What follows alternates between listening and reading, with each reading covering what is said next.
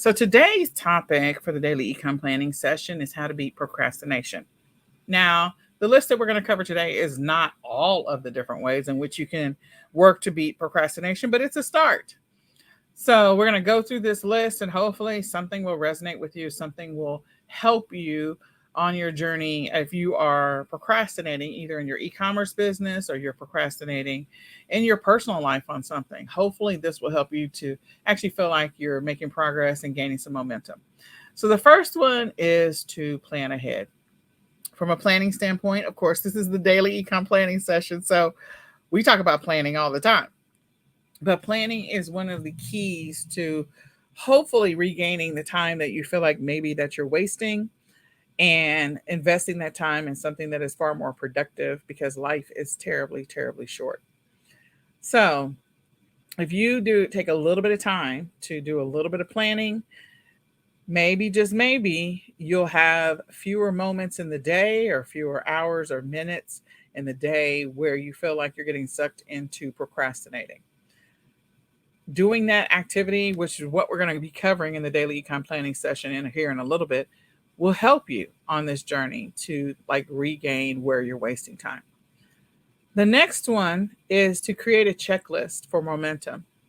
Something about creating a checklist and marking things off the list that you actually got done makes it feel like you actually got something done today or whatever day. Having that checklist, even if it's 5 things in one day, or 3 things in one day, or 10 things in one day, building a checklist and then actually marking things off the list will help. It gives you a sense of satisfaction. And when you gain that sense of satisfaction, then you procrastinate or you want to procrastinate less. It increases your awareness of where you're wasting or blowing time.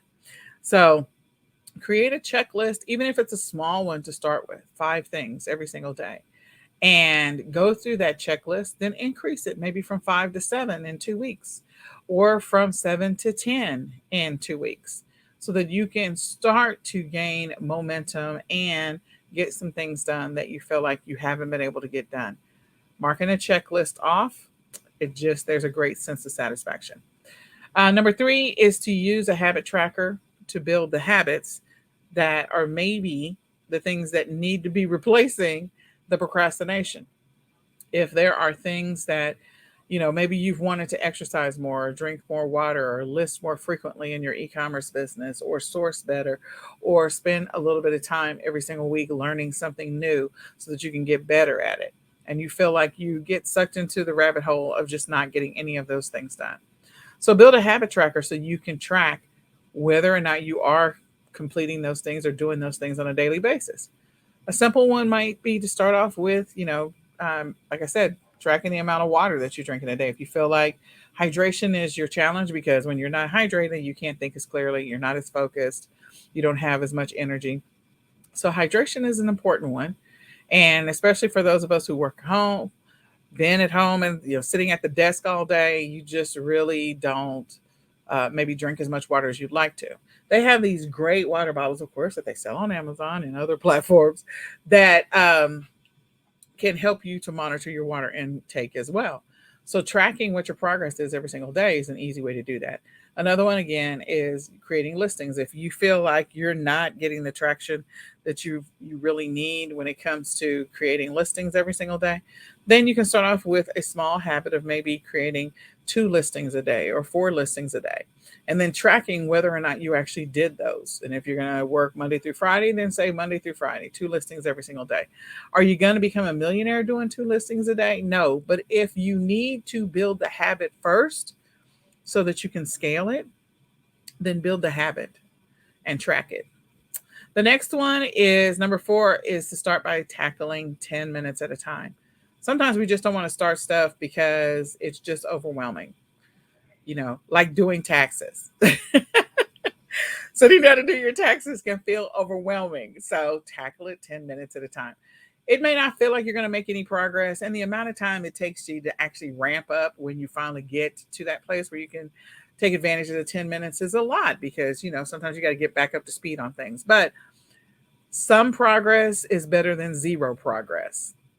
So however you need to start it, start it. If you got to take the baby steps and just do 10 minutes at a time, do 10 minutes at a time. And then there will be times where you're like, you know what? I did my 10 minutes. I think I can hang in here for another 10 minutes. Well, then go for it. Before you know it, whatever it is that you need to tackle will get done. And the things that you've been putting off, you'll actually make some progress on them. Number 5 is to dedicate some time to whatever it is you're procrastinating about. Creating a time block. For some people, they don't like time blocks because of the time constraint. And that's fine. If you say, I'm going to do, I don't know, create listings for 1 hour, and you say you're going to do it every day from 5 to 6, sometimes people don't like that time constraint and they prefer checklists. But for other people, dedicating that time and making sure that that is reserved, committed time so that you intentionally don't schedule doctor's appointments or dentist appointments, or you don't do other things during that time. You don't answer the phone. You're not on your social media. You're turning it off. And then using that committed, dedicated time to do the thing that you said that you were going to do. Regardless of how long it takes, at least having a dedicated amount of time to focus on that thing is going to help you to gain some traction, make progress, and hopefully help you beat that procrastination. Number 6 is to take 5-minute breaks between tasks, especially if you got a list of things. So if you're doing that checklist or you've got the time blocks going and it just feels like I'm not making any progress and I'm not getting anywhere, sometimes getting up and walking away from stuff is the best way to actually make progress. Walking away for 5 minutes, go do some jumping jacks in the hall, turn on your favorite song that you like, really can dance like no one else is watching. Can actually help boost your spirits, boost your energy, help you with focus, get some more oxygen to the brain. All of those things are good things. So taking that 5-minute break to go do something physical or just to go downstairs and get another cup of water or, microwave something for lunch or whatever, do that. Take a break in between. If you can do a break, if you're not doing a break every hour, like work 55 minutes and take a 5-minute break, then at least do one every 2 hours. Don't go more than 2 hours without a 5-minute break or a 10-minute break. For me, I have a 4-hour block. And in that 4-hour block, I do take at least 2 5-minute breaks, but then I do a 30-minute break before I start the next thing. It helps me to be able to kind of break it up so I don't feel like I'm sitting all day. And I get up, I get moving, maybe go for a walk around the block, come back, fix some food, use the restroom, and now I'm ready to start again. So break it up by taking a 5-minute break. Next is to do the hard or complicated tasks first. I would tell you my business partner who does this. She always feels defeated though, which is so ironic. And I'm like, look, you got the hard stuff done first. So first thing in the morning, she does the hard stuff, whatever the hard stuff is. If it's phone calls regarding a specific issue or a list of emails that she's got to get done that's more involved and more complex, she does those things first. She tackles them first. And then she leaves the rest of her day to do the easy stuff.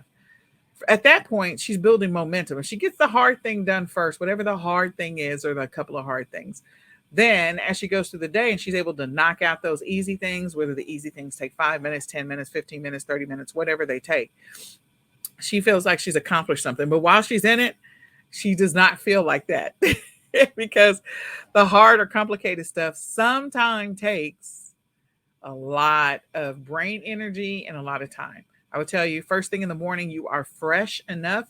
Hopefully, you got a good night's sleep that you can handle the brain energy that's required to do the complicated or hard stuff.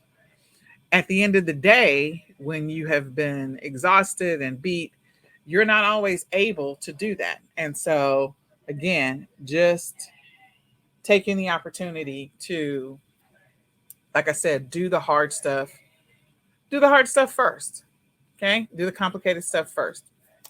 The next is to track your progress. We talked about tracking before, using a habit tracker.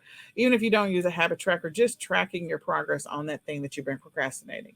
Whether it could be any number of things. Doing the product research for Q4. Like, okay, got to go out there and do some product research. That's going to require you to maybe go do analysis on what you did last year. What were your numbers? What were your top sellers? How much did you sell? Blah, blah, blah, blah, blah. So if you don't have that stuff readily available, you got to go and do some digging and you got to go do some research and you got to do some work. So again, doing that may help you on your journey.